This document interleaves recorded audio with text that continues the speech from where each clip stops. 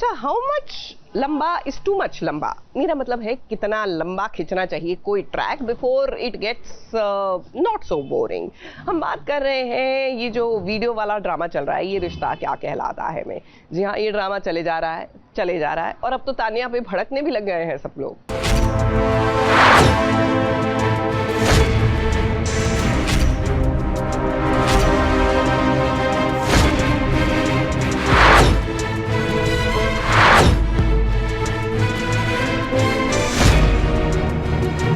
TV पर breaking news आ रही है और जब वो ब्रेकिंग न्यूज अबीरा के बारे में हो तो भला उस न्यूज को कौन नहीं देखना चाहेगा। हिप्पोदार हाउस में टीवी पर ब्रेकिंग न्यूज आ गई है अबीरा को लेकर। अबीरा पहले ऐसी थी, पहले वैसी थी, वगैरह वगैरह। और ये सब बोलने वाला कोई और नहीं बल्कि क्रिश की पत्नी तानिया है। मेरी फ्रेंड्स लोग के साथ नॉर्मल चिट चैट कर रही थी, थोड़ी उनको गॉसिप चाहिए थी घर की। मैंने उनको थोड़ी गॉसिप दे दी, अबीरा की थोड़ी बुराई चुगली जैसा कुछ कर दिया। तो अब मुझे नहीं पता था यार कि वो अब मीडिया तक चले जाएगी, वो ऐसे टेलीकास्ट हो जाएगा, अब सारे घर वाले देखेंगे। बट वही हुआ जो नहीं सोचा था। अब जैसे ही अरमान अबीरा की एंट्री हुई टीवी पर ब्रेकिंग न्यूज आ गई। अब कियारा को टीवी देखने का मन था, उसने टीवी ऑन किया तो घर वालों के सामने ये खबर आ गई। अब अबीरा को तो बुरा लगेगा ही। उसने तानिया को समझाया और कहा कि तुम्हारे दिल में मुझे लेकर जितनी भी भड़ास है ना, सब निकाल दो। उसने अपने दोस्तों के सामने कोई भड़ास निकाल ली कि अबीरा ऐसी है, वैसी है, डाउनग्रेड है, फैमिली बैकग्राउंड ऐसा है, वैसा है, गरीब थी, आई थिंक ऐसा कुछ बोला था। तो वो सब अपेरेंटली लीक होके प्रेस में आ गया है। तो अब हम सब वो बैठ के देख रहे थे टीवी पर। दादी साहब ने फिर उखाड़ दिया, उसका केबल ही उखाड़ दिया। बट काश अंशुमन डायरी लिखता होता। टीवी हम ऐसे देखते नहीं है, जब कलेश वाली न्यूज़ आती है तभी ऑन होता है। नहीं, बात तो है कि कियारा टीवी देख रही थी, उसको पता नहीं था। हम सब ऐसे टेंशन में बैठे थे, उसको टीवी देखना था और फिर उसमें भी न्यूज़ चैनल। तो मतलब तगड़े शौक हैं उसके, और जिस वजह से फिर और ज़्यादा कलेश हो गया। अब क्या अबीरा ऐसा कभी होता है क्या? अगर भड़ास निकल गई तो घर में हर दिन कलेश कैसे होगा? और हम आप सब जानते हैं कि कलेश कितना बड़ा हिस्सा है इस सीरियल्स की कहानी का। हाँ, कलेश हो गया, मज़ा आया। तो क्योंकि क्या हम लोग जब तक कलेश होता नहीं है घर में, एक दिन भी मुझे याद नहीं है कि हम लोग बिना कलेश के घर में बैठे हैं।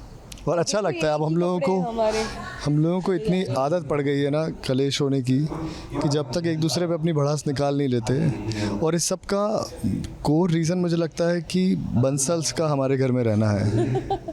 बंसल्स जो हमारे घर में रहते हैं, आई थिंक वो सबसे बड़ा रीज़न है। क्योंकि अब वही लोग कलेश कर रहे हैं। पूजा भी उनको करनी है घर में। अरे यार, अपने घर में ताले लगा रखे हैं आपने, ठीक है, आप अपने घर में जाके ये सब चीज़ें क्यों नहीं करते हो? अरमान अबीरा अपनी बेटी अमायरा को लेकर वैसे ही इतने परेशान चल रही हैं कि घर में अब ये वाला कलेश। न जाने इनकी खुशियों को किसकी नज़र लग गई है। हम तो जल्द से जल्द चाहते हैं वो प्यारा वाला रिश्ता देखना। जाने वो दिन कब लौटेंगे। मुंबई से शिवानी सिंह के साथ एबीपी न्यूज़ रिपोर्ट।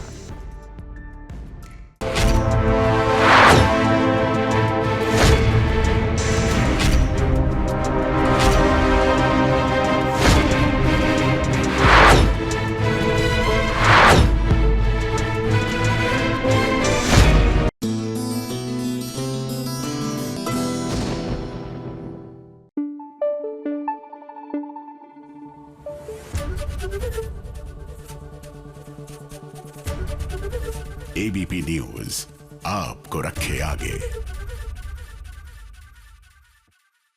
देखिए, माँ के ना अलग अलग रूप होते हैं। Now I am not talking about our biological mothers only, I am also talking about Devi Maa. क्योंकि देवी माँ का ही तो रूप होती है हमारी माएँ। और जिस तरह ममता भी और मार भी दोनों साथ साथ चलता है, कुछ ऐसा ही देवी माँ के साथ भी होता है। वो प्यार से पुचकारती हुई हैं, लेकिन आपको गलत राह पर जाने से रोकती भी हैं। तो चलिए बात करते हैं जगधात्री की। एक नया शो है जो जल्द ही आने वाला है। अब इससे पहले कि शो आए और आप और हम इसको देखकर मस्त मगन हो जाए, चलिए इनके कलाकारों के साथ एक ट्रेजर हंट खेलते हैं।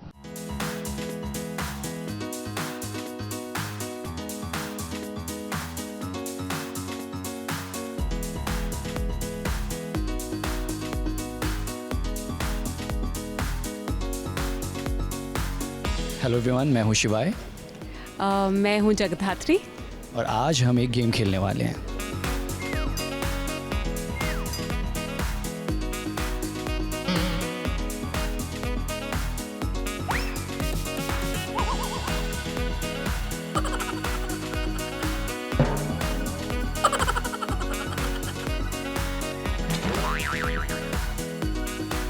यही होती है, फुर्ती दिखानी पड़ती है।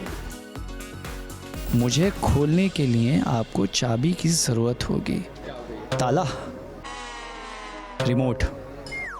मेरे पास गर्दन तो है लेकिन सिर नहीं है, मैं उसकी जगह एक सुंदर टोपी पहनता हूँ। क्या माइक? इसमें लिखा है लंबा और मजबूत, सभी घरों में मौजूद।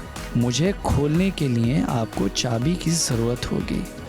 ताला होगा भाई ताला, मैंने भी यही सोचा। लंबा और मजबूत, लंबा है, मजबूत है, सभी घरों में मैं मौजूद हूँ।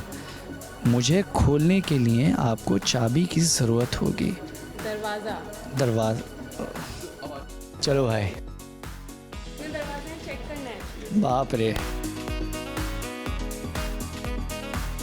चीटिंग नहीं चलेगी यहाँ।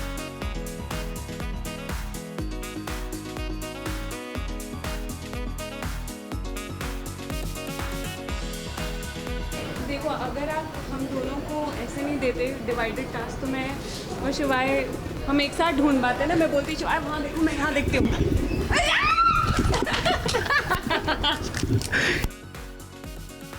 अकेला भाग सकता हूँ। नहीं, अकेला ऐसा भाग नहीं सकता होता। हूँ। अभी सबको मिल गया।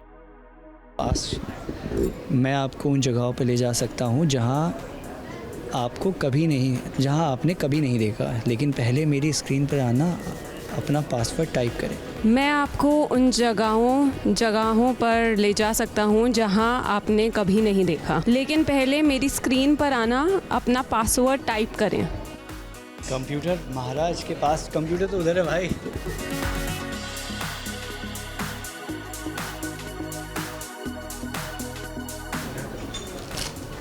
क्या करना है आपको पता नहीं? तो यहाँ नहीं होगा फिर।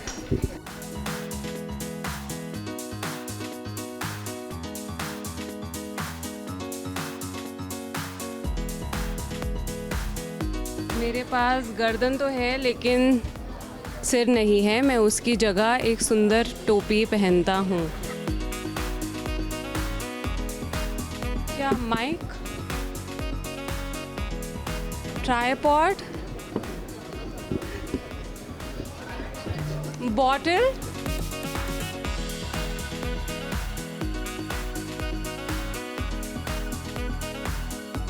यही होती है, फुर्ती दिखानी पड़ती है। मैं कांच का बना हूँ और रोशनी अंदर आने देता हूँ। पर्दे खोलो, क्या लिखा है? विंडो है। पर्दे खोलो, हाँ? दृश्य उजाले हैं। यहाँ विंडो है।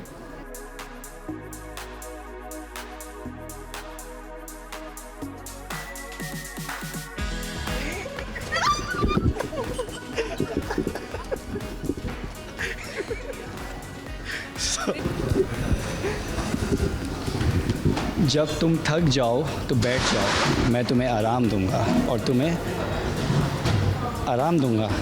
चेयर। अब ये तो सैकड़ों चेयर है यहाँ पर। तो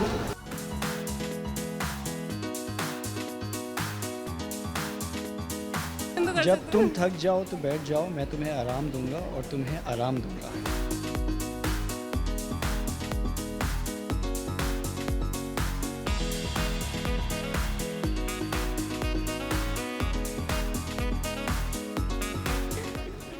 जो मिलना चाहिए तो वही नहीं मिला। क्या कर सकते हैं फिर? वही ना। देखा, ये लो। सही चीज़ ही हाथ लगनी चाहिए, चाहे क्लूज हाथ लगे ना लगे। मेरे को नहीं खेलना, मैं नहीं खेलना। मुझे नहीं खेलना। मैं नहीं खेलूँगा। ऐसे तो मैं बोलती, वैसे हम ऐसी शर्त लगाते रहते हैं, तो कभी कभार मैं इनसे अच्छी कॉफ़ी बनाने के लिए कहती हूँ, क्योंकि ये कॉफ़ी बहुत अच्छी बनाते हैं। पर और पीती भी नहीं उसके बाद। तो गाना गाओ। इनको पता है मैं बहुत नहीं, ऐसा इन्हें लगता है, वैसे तो मैंने सुना भी नहीं है, तो ये मेरे लिए भी फर्स्ट टाइम होगा। मुझे तो लिरिक्स भी नहीं याद यार। बट गुनगुनाते हुए सुना है, तुम ठीक ही गाते हो।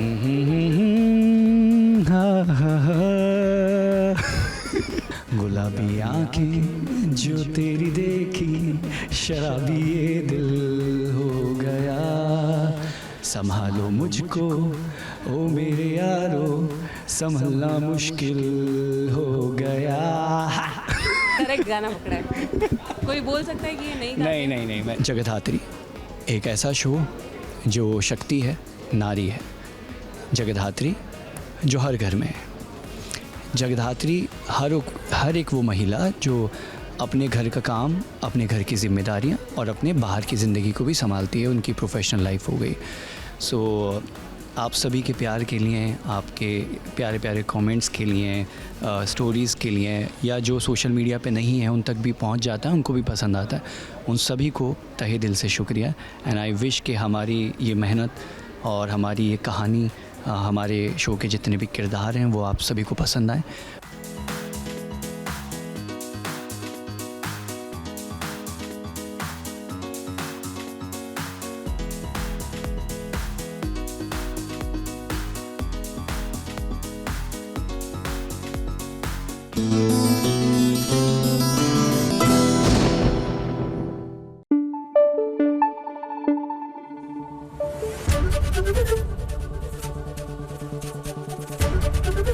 एबीपी न्यूज आपको रखे आगे। सीरियल पुष्पा इम्पॉसिबल में आ गया है एक नहीं, दो नहीं, पूरे 7 साल का लीप। अब 7 साल बाद प्रोफेसर राजवीर और हमारी पुष्पा की इक्वेशन कैसी है? जाहिर सी बात है, सेम तो रह नहीं सकती। तो आइए जायजा लेते हैं और आपको बताते हैं।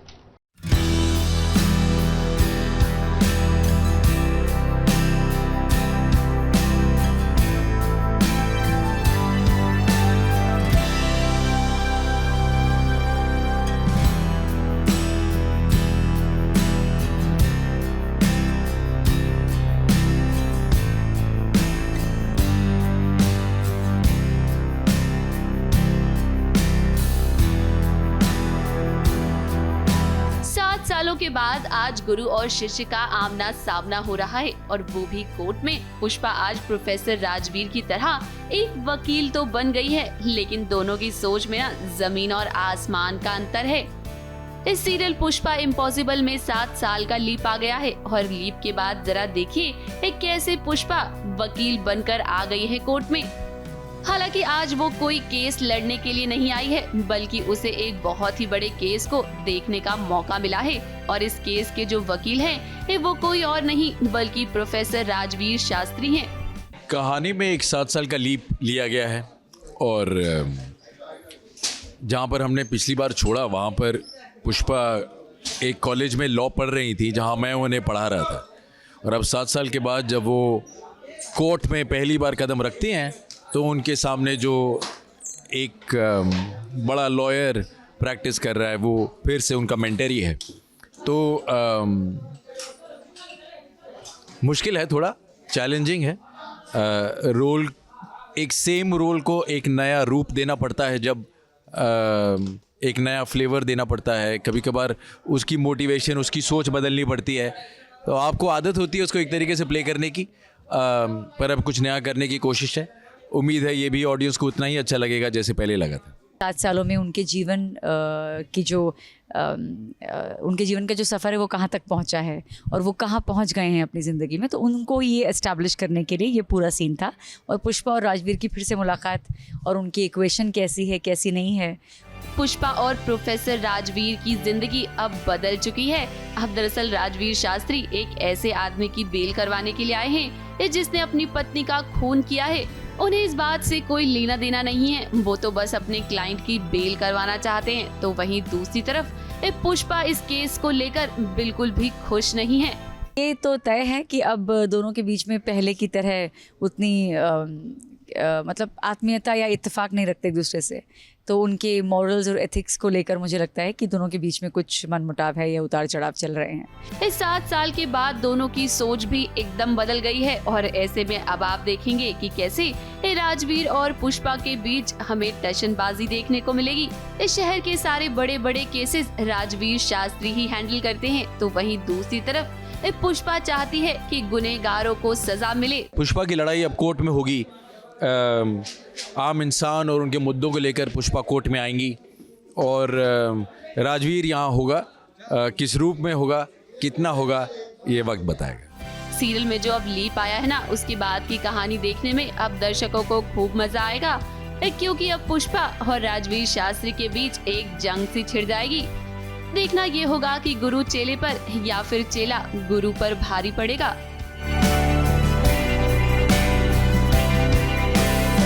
मुंबई से कैमरामैन अनूप रस्तोगी के साथ एबीपी न्यूज रिपोर्ट।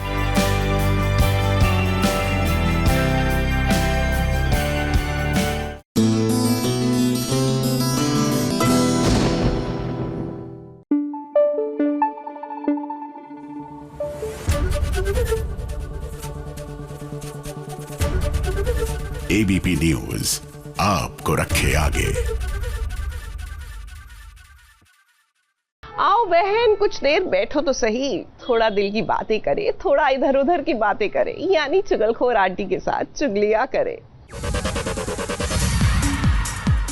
लो भाई, आ गई हूँ मैं आप सभी के लिए टीवी सीरियल्स की ढेर सारी चुगलियां लेकर। तो आप सभी कान खोल कर सुनिए मेरी चुगलियां। सबसे पहली चुगली लाई हूँ स्टार प्लस के सीरियल क्योंकि सास भी कभी बहू थी की। अब देखिए, अंगद और मिताली की संगीत सेरेमनी में बहुत बड़ा खुलासा होने वाला है, क्योंकि आप सभी तो जानते ही हैं ना कि तुलसी नहीं चाहती है कि रणविजय उसका दामाद बने। अब परी की आंखों पर तो रणविजय की प्यार की पट्टी बंधी हुई है, इसीलिए तो उसे कुछ भी दिखाई नहीं देता, लेकिन माँ तो माँ होती है, उसे सब कुछ दिखाई देता है। संगीत सेरेमनी में रणविजय की पहली पत्नी को लेकर आएगी तुलसी, और ये बात जब वो मिहिर को बताएगी ना, तो मिहिर के तो होश ही उड़ जाएंगे। जेन्युइनली जाना जरूरी था। अपने बच्चों से ज्यादा जरूरी क्या हो सकता है, ये समझा मुझे। हमारा इनसे मिलना जरूरी है। कौन है? रणविजय की पहली पत्नी। उसे पता चल जाएगा कि रणविजय की शादी पहले हो चुकी है और वो परी को धोखा दे रहा है। अब देखना तो ये होगा कि इस सारे कलेश के बाद मिहिर क्या फैसला लेगा। अगली चुगली लाई हूँ जी टीवी के सीरियल तुमसे तुम तक की। आने वाले ट्रैक में आप सभी देखेंगे कि मीरा अनु की लॉयल्टी पर सवाल खड़े करेगी, जिसके कारण करण उसे मीटिंग रूम में बुलाएगा और उससे पूछताछ करेगा। What the hell is wrong with you? तुम्हें ऑफिस के काम के लिए भेजा था और तुम अपना पर्सनल काम कर रही थी। और ऐसा कौन सा पर्सनल काम है तुम्हारा? सर सॉरी, वो मैं आपको नहीं बता सकती। देखो अनु, एक बहुत बड़ा इशू हुआ है, तुम्हें बताना ही होगा। पूछताछ के दौरान अनु बताएगी कि उसने टेंडर के कोटेशंस को लीक नहीं किया है, मगर ऑफिस की कमेटी अनु के खिलाफ जांच करेगी। इस सच का पता लगाने के लिए एक टीम अनु के घर भी जाएगी, लेकिन आर्यवर्धन को पूरा यकीन होगा कि अनु ऐसा कुछ नहीं कर सकती। सर, मैंने अनु के बारे में अपनी राय बता दी है, और मेरी राय यह है कि अनु ऐसा करना तो दूर, ऐसा करने का सोच भी नहीं सकती। अगली चुगली लेकर आई हूँ जी टीवी के सीरियल गंगा माई की बेटिया की। अब देखिए, आने वाले ट्रैक में सिद्धू को विश्वास नहीं हो सकेगा कि भला स्नेहा ऐसा कैसे कर सकती है। दरअसल होगा ये कि स्नेहा थाने में उसके खिलाफ रिपोर्ट दर्ज करवाएगी। स्नेहा को गलतफहमी हो गई है सिद्धू को लेकर, और उसे ये सच भी पता चल गया है कि वो दुर्गावती का बेटा है। ब्याज वसूलने वाले गुंडों के खिलाफ कंप्लेन करने आए हैं। ये कौन करता है? ठकुराइन दुर्गावती का बेटा। अबे पुजारी, सिद्धू भाई के खिलाफ रिपोर्ट लिखवाई है उसने। वैसे सिपाही, हमको खाली पता बताओ, पता ढूंढकर लापता ना कर देना तो हमारा नाम पुजारी नहीं, समझा ना? अरे वही लड़की जो उस दिन थाने में गाड़ी लौटाने आई थी, वही बसनी गांव की स्नेहा। अरे गंगा माई का ढाबा। यहीं से कहानी में अब नया मोड़ आएगा, क्योंकि दर्शकों को अभी तक लग रहा था ना कि उन्हें स्नेहा और सिद्धू की लव स्टोरी देखने को मिलेगी, लेकिन अब जब स्नेहा को सच पता चल गया है तो जाहिर सी बात है कि वो सिद्धू के खिलाफ हो जाएगी। स्नेहा जी को पता तो नहीं चल गया कि हम दुर्गावती के बेटे हैं? अगली चुगली लेकर आई हूँ स्टार प्लस के सीरियल उड़ने की आशा की। इस सीरियल की कहानी मनोरंजन के साथ साथ सामाजिक मुद्दे भी उठाती है और इस बार सीरियल की कहानी में सरोगेसी को लेकर बात की जाएगी। रिया और आकाश की बहस होगी और जिसके बाद सचिन और साइली भी असमंजस में पड़ जाएंगे। तुमने बिना मुझसे बात किए घर वालों के सामने ये बात कैसे जाके रख दी? इसीलिए तुमने मुझसे ये बात डिस्कस करना जरूरी नहीं समझा। काश जस्ट काम डाउन। तुम्हें लगता है ना तुम ये रिलेशनशिप अकेले ही चला सकती हो, तो तुम चलाओ। बेबी तुम्हें सरोगेसी से करना है करो, मैं तुम्हें कुछ भी नहीं कहूंगा आज के बाद। अब दरअसल रिया चाहती है कि वो सरोगेसी का सहारा लेकर मां बने, पर आकाश इसके खिलाफ होगा। देखना तो ये होगा कि सरोगेसी के इस ट्रैक में सचिन और साइली किस तरह से आकाश और रिया की मदद करेंगे। आकाश और मीना का क्या बूम चल रहा है साइली? आकाश के बड़े भाई होने के नाते तुम्हें उससे बात करनी चाहिए, और घर में सब जानते हैं कि आकाश तुम्हारे बारे में कितना सोचता है। इस घर में अपना ओपिनियन भी नहीं दे सकती मैं। तो मीना के ना एक नंबर छोकरी बता रही। अभी वो रिया ने जैसे बिहेव किया वो सही है क्या? लो भाई मैं तो चली, क्योंकि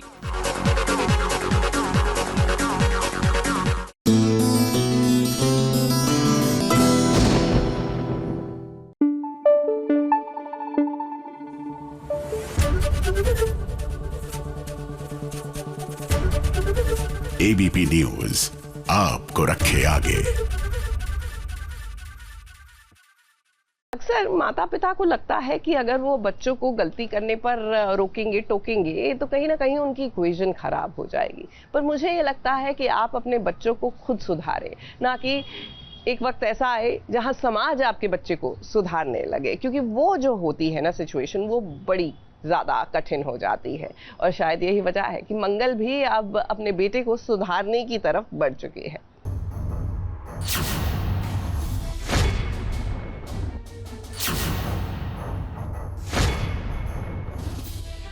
आप ही देख लीजिए किसने क्या किया है। इतने सारे गहने इसके पास आए कहां से? किसने चोरी की है? नील ने कोई चोरी नहीं की है मंगल। मंगल के घर से कुसुम के गहने चोरी हो गए हैं और ये बात जब मंगल और आदित्य को पता चली तो उन्होंने सोचा कि सबसे पहले पुलिस को बुलाया जाए, लेकिन इसी बीच कुसुम ने देख लिया कि कैसे नील ही है जिसने गहनों की चोरी की है और इसीलिए वक्त रहते उसने नील को बचा लिया। अब देखिए कुसुम, हमें लगता है कि आप बहुत बड़ी गलती कर रही हैं अपने पोते की चोरी छुपाकर, क्योंकि आज अगर आपने नील को नहीं रोका तो कल जाकर ये दूसरा आदित्य जरूर बनेगा। खैर एक बात हम जानते हैं कि मंगल के रहते हुए ऐसा बिल्कुल भी मुमकिन नहीं होगा, क्योंकि मंगल को नील की सच्चाई जो पता चल गई है और इस बार तो उसने नील को रंगे हाथ पकड़ लिया है कि जेवर गायब है। हम सब परेशान हो रहे हैं, पुलिस को कॉल कर रहे हैं कि अचानक कैसे घर से चोरी हो गए अम्मा के सारे जेवर, जो बहुत ही अम्मा जिसको बहुत ही प्यार से अपने लॉकर में दबा कर रखती है। नील के जेब से कुछ पर्ची निकलती है जहाँ वो जेवर बेच कर आया है, पर अम्मा उनको डिफेंड करती है, अपने पोते के लिए अपने जेवर को भी भूल जाती है। को नील की साजिश है कि नहीं है वो तो नहीं पता है, लेकिन अभी वो बिगड़ा हुआ है क्योंकि 16 साल का जो बच्चा करता है वो कानूनी तौर पे भी क्राइम नहीं होता, उसको भी सुधारने के लिए भेजा जाता है।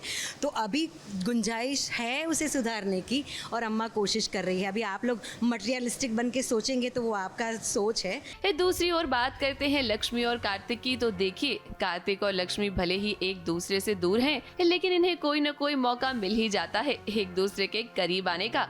और आज तो लक्ष्मी ने कार्तिक की जान भी बचाई है। अब वो क्या है ना कि लक्ष्मी कार्तिक से प्यार तो बहुत करती है, भले ही इस वक्त दोनों के बीच कितनी भी गलतफहमियां क्यों ना है, लेकिन दोनों के दिल तो एक दूसरे के लिए ही धड़कते हैं ना।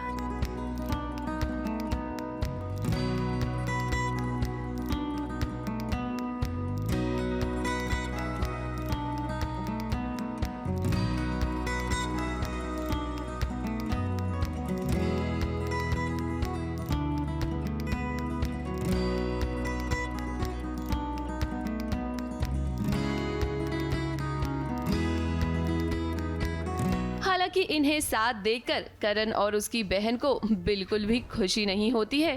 करण, हम आपसे यही कहना चाहेंगे कि इन दो प्यार करने वालों को आप अलग मत करिए। फिर से फिसलने वाली और कार्तिक पकड़ लेगा उसको। So yes, that is what is going to happen. उन दोनों के बीच एक मोमेंट क्रिएट होगा, a pause, but again it is going to be interrupted, क्योंकि कंसर्न जो देखा है वही उसी के बारे में कार्तिक मुझसे क्वेश्चन करता है कि इतना कंसर्न अभी क्यों दिखा रही हो। मतलब basically he is now confused कि ये ऐसे क्यों बिहेव कर रही है।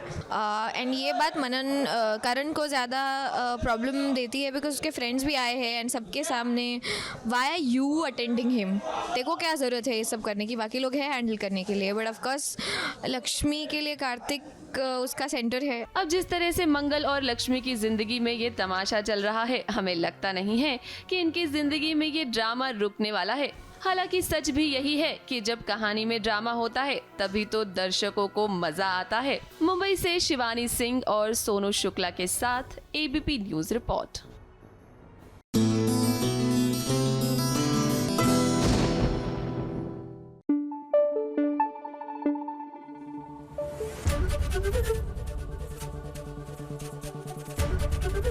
एबीपी न्यूज आपको रखे आगे।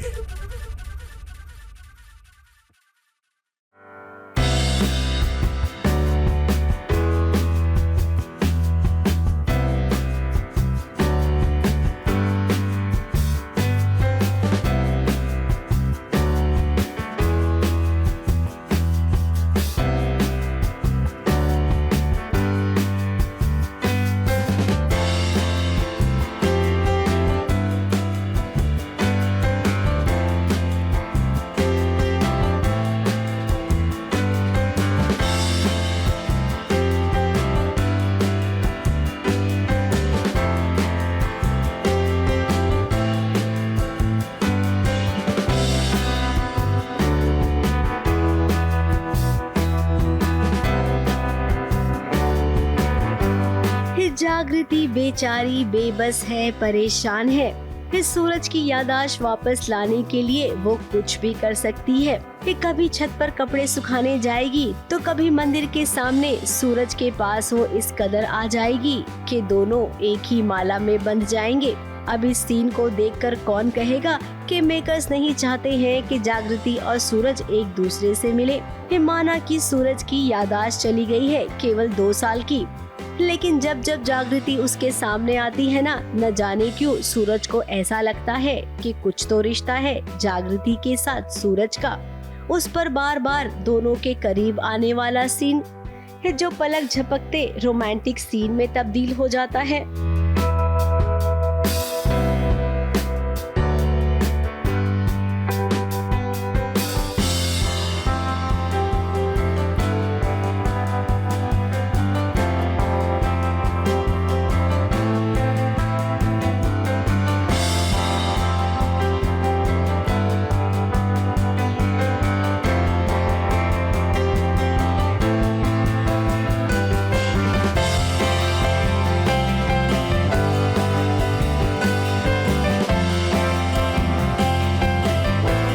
अजीब सा लगता है, कुछ यादें आती हैं और वो खो जाता है उनमें, और उसी बेख्याली में वो कुछ चीज़ें बोलता है कि मुझे समझ में नहीं आ रहा है ये क्या हो रहा है, क्यों मैं इतना ड्रॉन फील कर रहा हूँ। एंड गंगा माँ एज यूजुअल बीच में डिस्टर्ब कर देती हैं और आवाज़ आती है तो वापस ही comes back to his self and says कि क्या कर रही हो तुम यहाँ पे, जो करना तुम्हें करो, वहाँ से निकल जाता है। सो सिंपल सा चीज़ थी। और जागृति को एक होप रहता है कि कुछ तो यादें हैं जो सूरज को याद आ रही हैं, मे बी बहुत जल्दी इसकी याददाश्त वापस आ जाएगी, ठीक हो जाएगा ये। तो वही है, ऑप्टिमिज्म पे है सब कुछ। अब सूरज के दिमाग पर थोड़ा सा ध्यान दीजिए।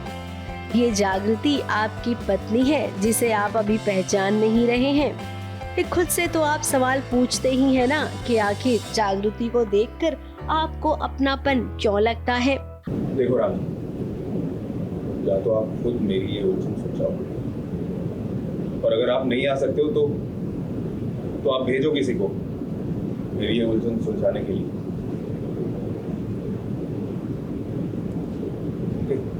अब इसका जवाब आप खुद से ही ढूंढिए या फिर जागृति से ही पूछिए कि वो उसकी लगती क्या है। जागृति की आंखें आपको एकदम सही जवाब देंगी, इस बात की गारंटी तो हम लेते हैं। मुंबई से कैमरामैन सुजीत मिश्रा के साथ एबीपी न्यूज रिपोर्ट।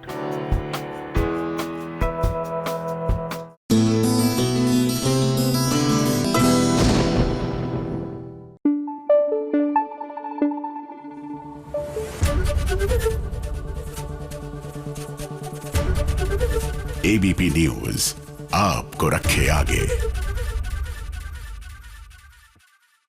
आपको अमिताभ बच्चन का वो आइकॉनिक सीन तो याद होगा जब वो भगवान के सामने जाते हैं और कहते हैं खुश तो बहुत होगे तुम। Well guess what, Amitabh Bachchan ही नहीं, यानी वो तो इंसान थे। इंसान यही करता है, थक हार के भगवान के सामने जाके गुहार लगाता है। वेल नॉट ओनली इंसान, आत्माएं भी यही करती हैं। अब रूही को ही देख लीजिए मनसुंदर में, वो भी पहुंच गई है भगवान के पास कि भैया मुझे यानी मेरी आत्मा को मेरा शरीर वापस कीजिए।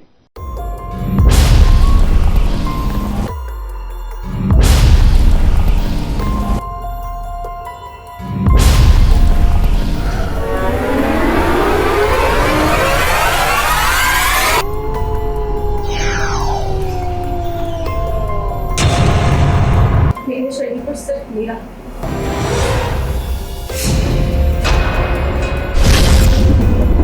मैं बरसों पुरानी भटकती आत्मा चाह कर भी अपना शरीर दे पाता हूँ। मैं ऐसा नहीं होने दे सकती। क्या आपने कभी दो आत्माओं के बीच की जंग देखी है? नहीं ना? तो चलिए अब आपको कुछ नया दिखाते हैं। सीरियल मनसुंदर में एक ऐसा भूतिया ट्विस्ट आ गया है जिसे देखने के बाद आपके भी होश उड़ जाएंगे। वो क्या है ना कि रूही अपने शरीर में से इस सुकून की आत्मा को बाहर निकालने के लिए उस पर गंगा जल छिड़क रही है। रूही की आत्मा भले ही इस वक्त उसके शरीर में नहीं है, लेकिन हमें ये देखकर तो बिल्कुल भी नहीं लगता कि रूही की शक्तियां कम हो गई हैं। हमें तो ये लगता है कि भगवान का आशीर्वाद मिलने के बाद हमारी टीवी की बहुरानी रूही और भी ज्यादा शक्तिशाली हो गई है।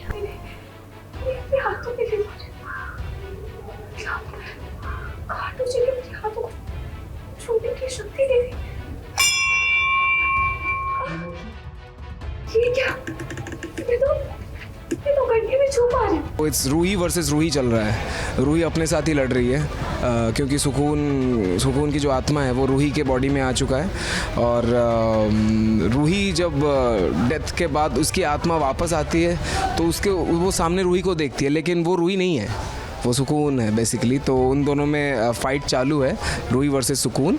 रूही का प्लान आज कामयाब तो हुआ है, लेकिन सिर्फ कुछ वक्त के लिए, क्योंकि उसके बाद इस सुकून ने रूही को खुले तौर पर धमकी दे दी है कि वो उसका कुछ भी नहीं बिगाड़ पाएगी। रूही के शरीर में रहकर सुकून को बाकी घर वालों से और नाहार से जो प्यार मिल रहा है ना, उसकी वजह से वो कभी भी रूही के शरीर को छोड़कर नहीं जाएगी। हालांकि यहाँ रूही समझाने की कोशिश तो करती है सुकून को कि इन सब पर उसका हक है, लेकिन भाई इस सुकून कहाँ मानने वाली है। ये शूट वाइज हमको बहुत टफ लग रहा है अभी शूट करना, क्योंकि एक ही सीन को हमें 2 बार करना पड़ रहा है, क्योंकि रूही को हर बार दोनों कॉस्ट्यूम में सीन शूट करना पड़ रहा है।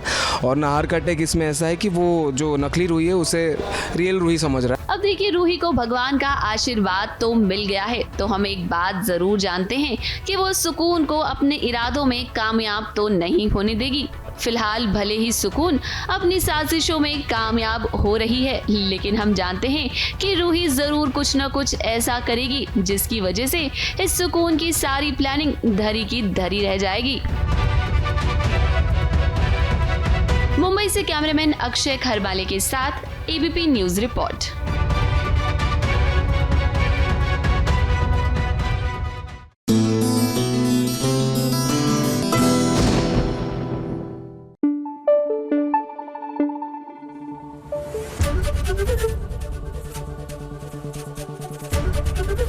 एबीपी न्यूज आपको रखे आगे। जाने अनजाने में भैया रीत और राघव का ये जो बिजनेस वाला टशन है, ये खत्म होने का नाम ही नहीं ले रहा। अब बिजनेस के चक्कर में इन दोनों की दूरियां बढ़ती जा रही हैं। आपको क्या लगता है, ये जो ट्रैक है ये कुछ ज्यादा खिंच गया, और आर यू एंजॉयिंग इट? पहले तू खुद की किडनैपिंग का प्लान करता है ताकि तू अपनी बीवी के पास से पैसे निकलवा सके।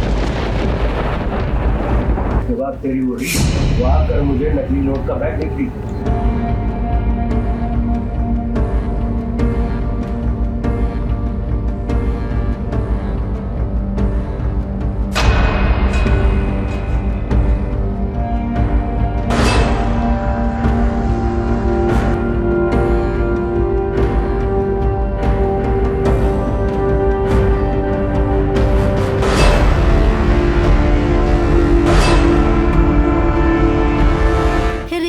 राघव के बीच की दूरी वाली कहानी अब सच में बहुत ही खिंचती चली जा रही है।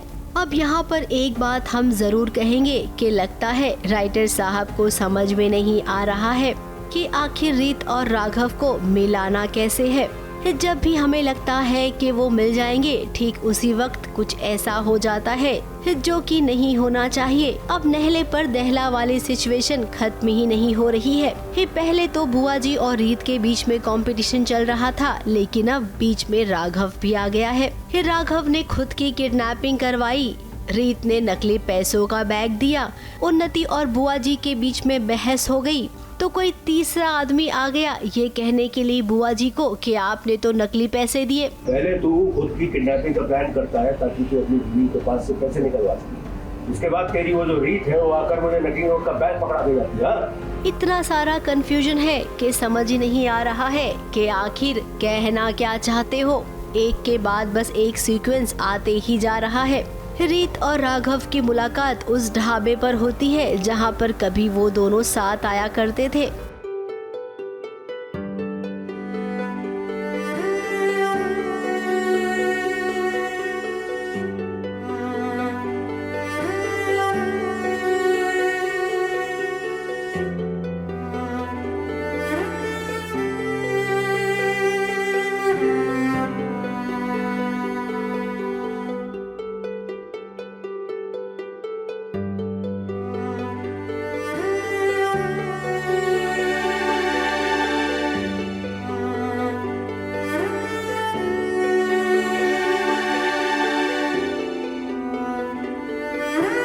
सारा खेल प्रॉपर्टी को लेकर हो रहा है और जब तक बुआ जी को प्रॉपर्टी नहीं मिलेगी रीत से, तब तक रीत और बुआ जी का खेल खत्म नहीं होगा। फिलहाल अभी कुछ दिनों तक दर्शकों को इसी कहानी को देखना पड़ेगा। ABP news report.